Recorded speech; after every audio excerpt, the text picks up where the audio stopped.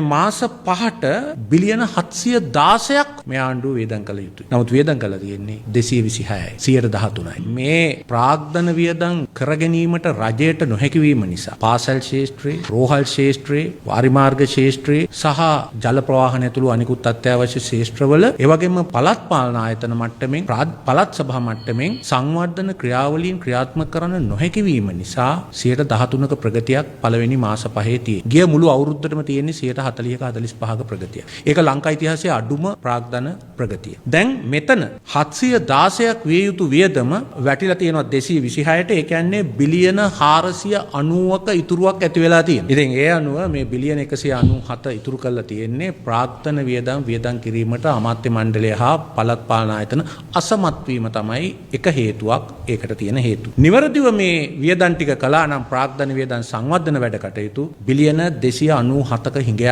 ඇති වෙන්න ඕනේ අයවැය. ඊළඟට මේ ආදායම වැඩි වෙලා තියෙන්නේ කොහොමද? ආදායම වැඩි වෙලා තියෙන්නේ ආදායම් සහිත පුජ්‍යලින්ගෙන් ආදායම් බදු අය කිරීමෙන්. එහෙම නැත්නම් බදු නොගෙවා පැහැර හරින පිරිස් බදු දලට එකතු කර ගැනීමෙන්ද. අපි දන්නවා ලංකාවේ ට්‍රිලියනයකට අධික කෝටියකට වැඩි බදු පොළු තියපු අය 4200ක් ඉන්න රටක්. ඒවා අය කරගන්න පසුගිය ගාලය පුරාම අසමත් වෙලා තියෙනවා. දැනුත් අසමත් වෙලා තියෙනවා.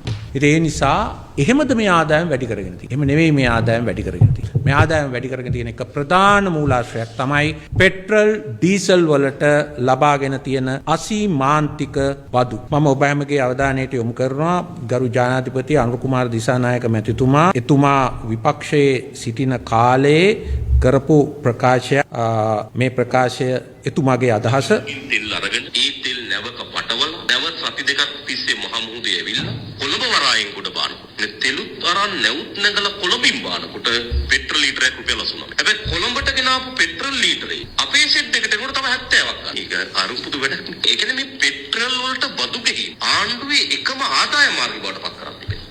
ආණ්ඩුවේ රුපියල් 25 බද්දක් වරාය බද්දක් ඊට අමතරව වරාය ගාස්තු පෙට්‍රල් සෙට් හිමියාගේ ලාභය ප්‍රවාහනය කරන කෙනාගේ ලාභය මෙහෙයුම් ගාස්තු සියල්ල එකතු කරලා පෙට්‍රල් ලීටරයක් රුපියල් 120. දැන් මේ පෙට්‍රල් ලීටරේ මොකද කරලා තිබෙන්නේ? තෙල් සංස්ථාව තවත් අතිරේක රුපියල් 30ක ලාභයක්. පෙට්‍රල් ලීටරයකින් රුපියල් 60කට අධික සොරා කෑමක් කරනවා. හරිනේ. දැන් එතුමාගේ තර්කය අනුව අපේ රටේට අපි තෙල් ගන්නේ සිංගප්පූරුවෙන් සිංගප්පූර් ප්ලැට්ස් දර්ශකයෙන්.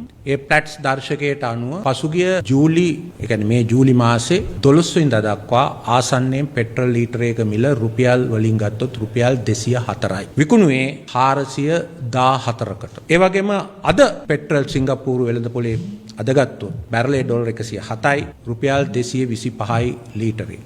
දැන් අනුර කුමාර දිසානායක මැතිතුමාගේ තර්කය අනුව කවුද හොරකම් කරන්නේ කවුද බදු ගන්නේ කියන එක මේ රටේ පාරිභෝගික ජනතාව තීරණය කළ යුතුයි. ඒ වගේම එතුමන්ලා හොරකම් කරන්නේ නැත්තම් එතුමන්ලා අලුත් සදාචාරයක් ගෙන ආවන අලුත් දේශපාලන සංස්කෘතියක් ගෙන ආවන අලුත් විනිවිද පේන සුළු ආකාරයට තෙල් ගල්ලංගුරු ගෙනීම පිළිබඳව වැඩ කටයුතු කළා නම් එතුමන්ලට කරන්න පුළුවන් දෙයක් තියෙනවා. ඒක තමයි පසුගිය 2024 වෙනකම් මේ රටේ තෙල් මිලදී ගැනීමේ ආකාර පිළිබඳ විවෘතව කන්තේ නීතිගත සංස්ථාව වාර්තා කළා. ගත්තේ කීයටද? ප්‍රීමියම් එක කීයද? ලංකාවට ගොඩ බානකොට CIF වැලියු එක කීයද? VAT එක කීයද? ස්ටෝරේජ් ගාස්තු කීයද? ටර්මිනල් ගාස්තු කීයද? ට්‍රාන්ස්පෝර්ට් ගාස්තු කීයද? ඩීලර්ස් කට් එක කීයද? යනාදී වශයෙන් තියෙන වියදම් ලයිස්තුව විධිමත්ව හැම ලීටරයකටම ගණන් හදලා ඉදිරිපත් කරා.